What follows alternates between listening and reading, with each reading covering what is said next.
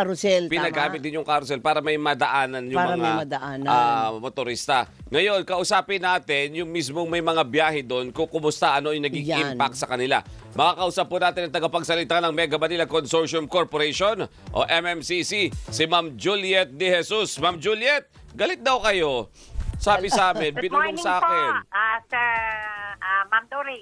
Tsaka si Opo, Robert po, opo. kasama natin. At saka po yung ating magaling na si Sir Robert Manong. Yan. Apo, Ma'am Juliet, ano ang naging effect sa inyo Hindi nito yan ang gusto kong tanong mo, High partner. blood daw ikaw kahapon. Yan, maganda yung tanong mo Mm-mm. kanina. Yan. Bakit ka high blood? Hindi po, talaga naman pong nakakasurpresa, no, na bigla pong merong ganyan. Kasi usually, ang mga nagrarally, may permit yan at ina-announce in advance kung saan ang rally so we can prepare, di po ba? Opo, Ang opo. nangyari po kasi kahapon, para pong nagulat na lang kami. Imagine, hindi kami maka-operate, sarado ang EDSA, tapos ang mga commuters nakasakay, hindi makakapasok sa kanilang trabaho. Kami naman po, yung mga driver namin, alam niyo naman mga driver, kailangan rumuta muna yan bago makapaghanap buhay at para sa pamilya. Sa operator side naman po, alam niyo naman na tumataas ang fuel, up and down yan. Ang laki po talaga ng epekto sa amin nung nangyari na yan kahapon. Sa Opo. tansya nyo, Juliet, partner, ang balita ko nga, nag-150 over 70 daw ito. Si Ma'am Julia. Oo, Eh, okay. syempre, sinisigawan daw yung mga driver nila Kaya na pasahero. nga. Hindi kasi alam ng mga pasahero kung ano yung nangyayari. Bakit wala gumagalaw? Sanay kami na mabilisan oo, dito Sa driver, Oo. ibinubunton yung sisi. So sa ganyang klaseng naging abala, anong tansya nyo? Magkano ang nalugi sa inyo? Yung isang araw na yon? Kung kukwentahin po natin, kasi ang tumatakbo po sa sa carousel pa lang po, nasa 375 buses po yan na tumatakbo dyan. Opo. Ang ano po, merong papunta yung south and then the north going back kasi 4 o'clock nagdi-dispatch na po kami. Ngayon, yung pong sa ibang mga karating natin, like sa yaan pong San Jose del Monte, lahat po kasi ng ruta, ang pinaka-heart po niyan nasa EDSA. Paano siya makakarating sa PTEX, paano makakarating sa Manila, paano sa San Juan. Marami po kasing pinanggagalingan na nagkaroon po ng yung epekto po nagkasabog-sabog na. Hindi na po alam ng mga driver kung saan sila gagawi. Meron na po naka-stranded na 3 oras, 4 na oras. Yung po kasing 3 oras, 4 na oras, mahirap po kasing pumatay ng makina. Opo. Dahil kailangan po nakabukas po lahat kasi may pasahero ka sa loob. Correct. Oo. So, yung loss po namin, hindi na natin makukwenta sa Oo. sa peso, pero yung diesel consumption po Ayan. niya, tapos yung pong mga nag-aaral o yung pong mga nag-opisina, nagtatrabaho kung saan-saan, lahat po yan apektado, parang na epekto po ng ekonomiya ang naging problema po kahapon. Kasi kami po, ang bilib namin, pag walang transport, hindi po aandar ang ekonomiya Tama. natin kasi mawawalan po ng production. Tama. Juliet, At Ma'am nagtatrabaho po. Ma'am Juliet, yung mga driver ninyo at mga konduktor, ano naman po ang naging epekto sa kanila? Di ba, merong mga sweldo yan. Oo, swelduhan yan. Oo, Kailangan mo swelduhan. umabot end-to-end pa Yan na nga, para mabilang yung biyahe mo. Tama. So, paano ho nangyari sa kanila kahapon? Ano po yan, pag-uusapan na lang po ng mga operator yan at saka ng driver kasi hindi naman po gusto rin ng driver na tumigil, gusto rin lang kumita. So, maaaring sakripisyo po ng operator yung mga sweldo ng mga yan na nandyan, na nakabalandra dyan sa EDSA.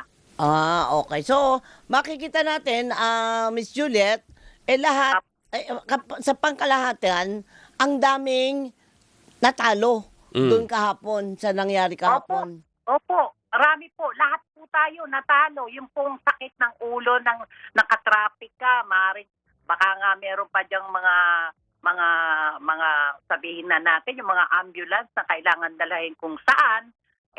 yung effect po nun, baka nagkaroon ng worse situation yung nakasakay doon.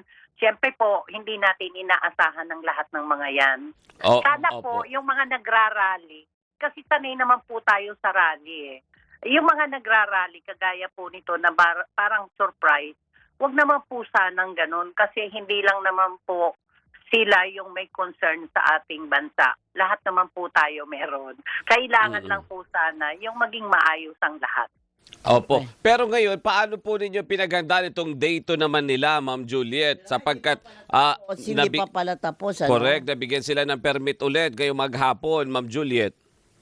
Ang inaasahan po namin dahil sa sila humingi naman ng permit sa LGU ng Quezon City, naway sa tulong po ng MMDA at saka ng ating PNP, maging maayos naman po sana kahit papano ngayon na hindi kagaya kahapon talaga ang gulo po kahapon. Hindi ba Lahat po apektado. Oo. Oo. So nag-dispatch kayo ng regular na mga dinidispatcha nyo na bus? Oo, kasi po baka nagtatanong yung mga kababayan Yan nga, natin, may masakyan kaya akong bus carousel ngayong araw na to, Ma'am Juliet? Ang sagot po, Nag-dispatch naman po kasi kailangan po ng ating mga pasahero ngayon.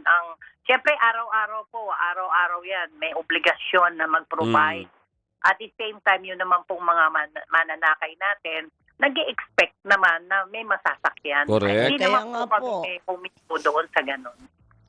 Okay. So, relatively, partner, may kaayusan. ngayon. Oo, ngayon. Ano bang feedback sa inyo ng mga driver nyo ngayon, Ma'am Juliet? Nakakaraan ba sila? Maayos?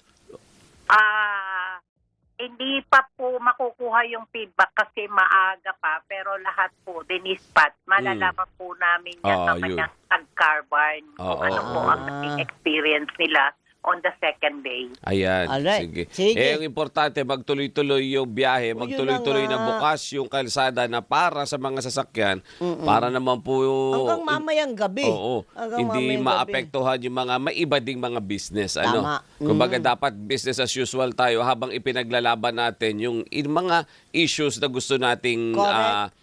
ipaglaban at iparating sa national government. Tama. Sabi nga ni Ma'am Juliet, hindi sana naapektuhan yung ibang mga Yun na nga eh.